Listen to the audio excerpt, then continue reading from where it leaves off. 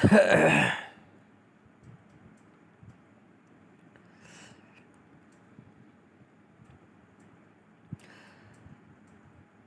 हम chapter number 5 गुरुत्वीय केंद्र का लेक्चर नंबर 2 देख रहे हैं। इसमें हम देखेंगे ज्यामितीय मान्यताओं के आधार पर कुछ नियमित पटलों तथा ठोसों के गुरुत्व केंद्र सूत्र। पहला देखते हैं इधर। साधारणतः आकृति के गुरुत्व केंद्र उनकी ज्यामिति द्वारा ज्ञात किए जा सकते हैं।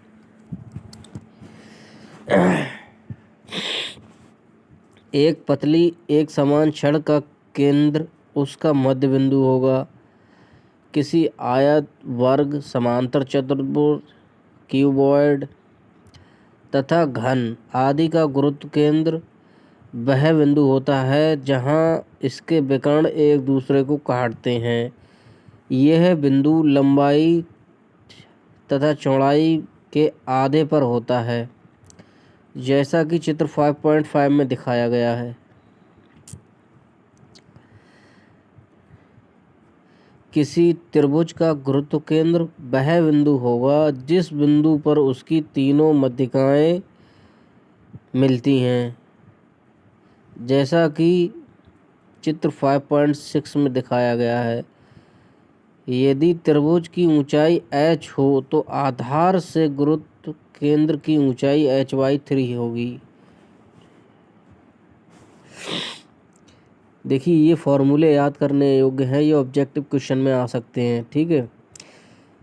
किसी वृत्तीय पटल सर्कुलर लैमिना का गुरुत्व केंद्र सममित के कारण उसके ज्यामितीय केंद्र पर होता है, यानी उसके सेंटर पर।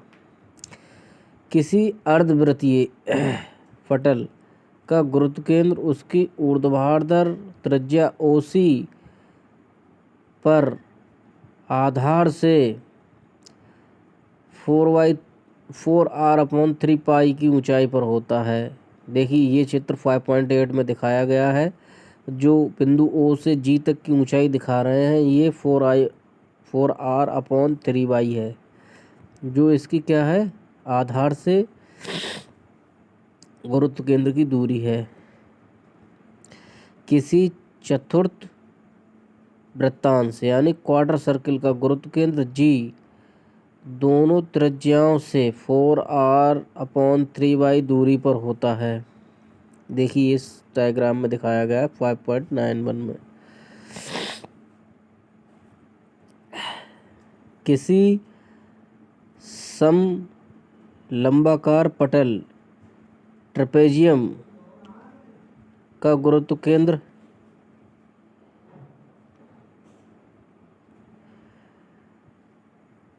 किसी ट्रेपेजियम का गुरुत्व केंद्र G जिसकी समांतर भुजाएं क्रमशः A तथा B हैं, आधार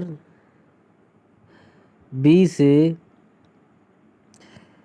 h/3 इंटू B+2a/B+a ऊंचाई पर होगा। ठीक है, ये एक फॉर्मूला याद करने योग्य है। जहां h समलंब की ऊंचाई है, जैसा कि चित्र 5.10 में दिखाया गया है। किसी घन का गुरुत्व केंद्र उसके प्रत्येक फलक से l/2 दूरी पर होगा, जहां l घन की प्रत्येक भुजा की लंबाई है। किसी गोले का गुरुत्व केंद्र उसके प्रत्येक बिंदु से d/2 दूरी पर होगा, जहां d गोले का व्यास है। ये तो सिंपल है। अब अर्धगोले का देखते हैं। किसी अर्धगोले का गुरुत्व केंद्र उसके आधार से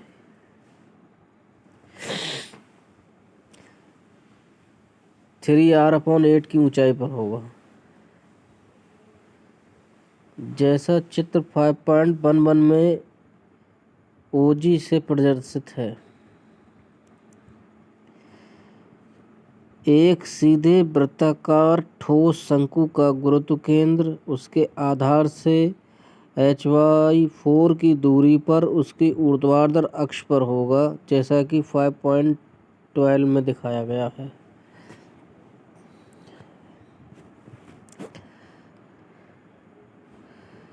किसी बेलन अथवा प्रिज्म का गुरुत्व केंद्र उसकी अक्ष की लंबाई के मध्य अर्थात Ly2 पर होता है, जैसा कि चित्र 5.13 एंड 5.14 में दिखाया गया है।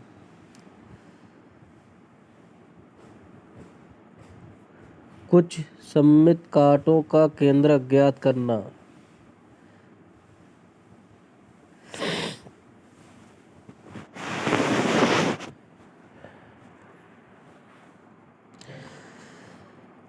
जब कोई काट जिसका केंद्रक ज्ञात करना है एक्स एक्स अथवा वाई वाई अक्ष के परितः सिमेट्रिक हो, तो उसका केंद्रक ज्ञात करना अपेक्षाकृत सरल होता है, क्योंकि काट का केंद्रक सममित अक्ष पर होता है। अतः इसमें केवल एक्स वार या वाई वार निकालने से ही केंद्रक की स्थिति ज्ञात हो जाती है। चित्र 5.15 में दिखाए गए एक टी काट का गुरुत्व केंद्र ज्ञात कीजिए।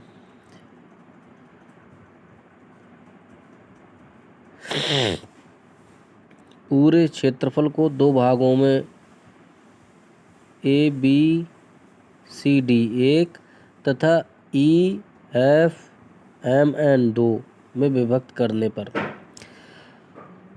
भाग 1 का क्षेत्रफल A1 जो दे रखा है 120/20, तो 120/20 करके 2400 mm²।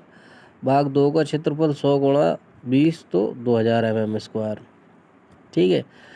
इस प्रकार पूरे काट का क्षेत्रफल क्या हो जाएगा, A1 + A2 जो कि 4400 mm² हो जाएगा। यह काट YY अक्ष के परितः सममित है। देखिए YY अक्ष बनाइए,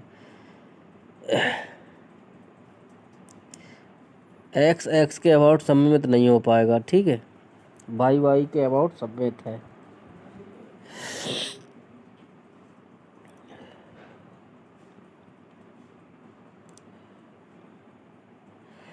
अतः पूरे काट का गुरुत्व केंद्र YY अक्ष पर ही होगा। माना कि ये गुरुत्व केंद्र GEF से, EF नीचे वाला सिरा है, से बाई डैश की दूरी पर है।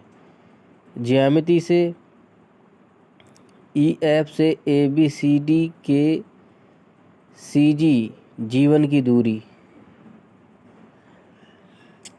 100, तो टोटल हो गई है इसकी EFMN की ऊंचाई 100 + 10 110 हो गई Y1। इसी प्रकार EF से MNEF के CG G2 की दूरी ये हो जाएगी 50, Y2 = 50। अब सूत्र के अनुसार वाई बार निकल के आ जाएगा, वाई बार बराबर A1/1 + A2/2 upon A1 + A2। तो ये कितना आ गया, वाई बार बराबर 82.727। अतः काट का गुरुत्व केंद्र YY अक्ष पर रेखा EF से 82.727 mm ऊपर है। ठीक है, आगे बढ़ेंगे। अब अगला क्वेश्चन देखते हैं एक चैनल का। एक चैनल काट 150/15 का एवं का गुरुत्व केंद्र ज्ञात करना है।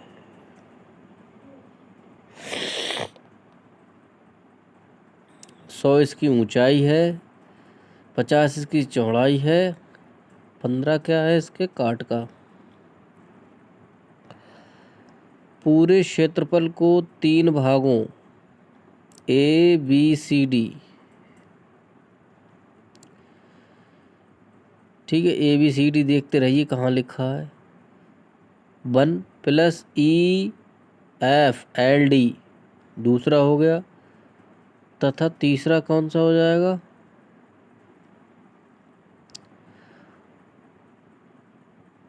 MNOL, ये तीसरा हो गया। में विभक्त करने पर जैसा कि चित्र 5.16 में दिखाया गया है, भाग ABCD का क्षेत्रफल कितना हो जाएगा?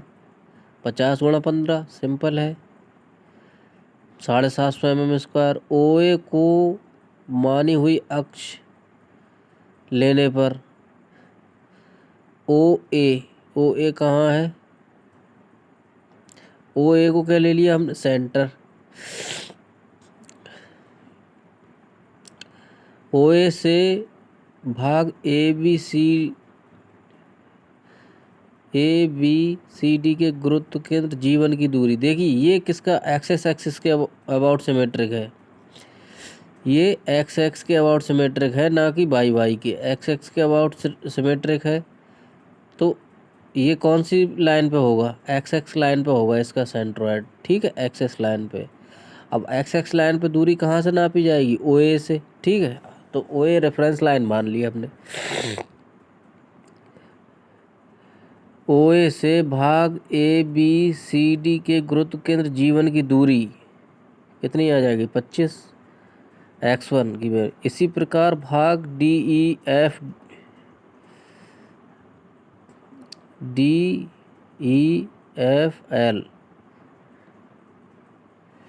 की दूरी कितनी हो जाएगी? OA से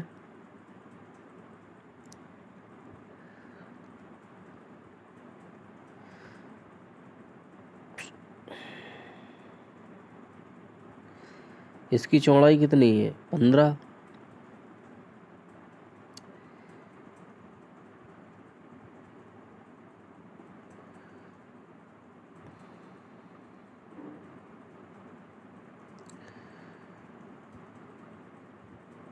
अब 100 में से कितना माइनस कर दिया? 30, तो 70 बचा।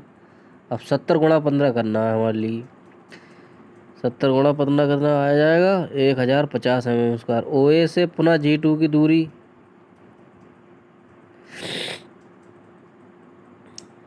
7.5 mm। भाग MNOL के लिए A3 बराबर, A3 कितना हो जाएगा? 50 × 15, जो पहले वाले के बराबर होगा। अब OA से G3 की दूरी कितनी हो जाएगी? 25। अब निकाल लीजिए, x बार बराबर A1 x1 + A2 x2 + A3 x3/A1 + A2, तो कितनी आ जाएगी? 17.8 mm OA से। अतः कार्ड का गुरुत्व केंद्र G1 x अक्ष पर OA से 17.8 mm की दूरी पर होगा। सिंपल है।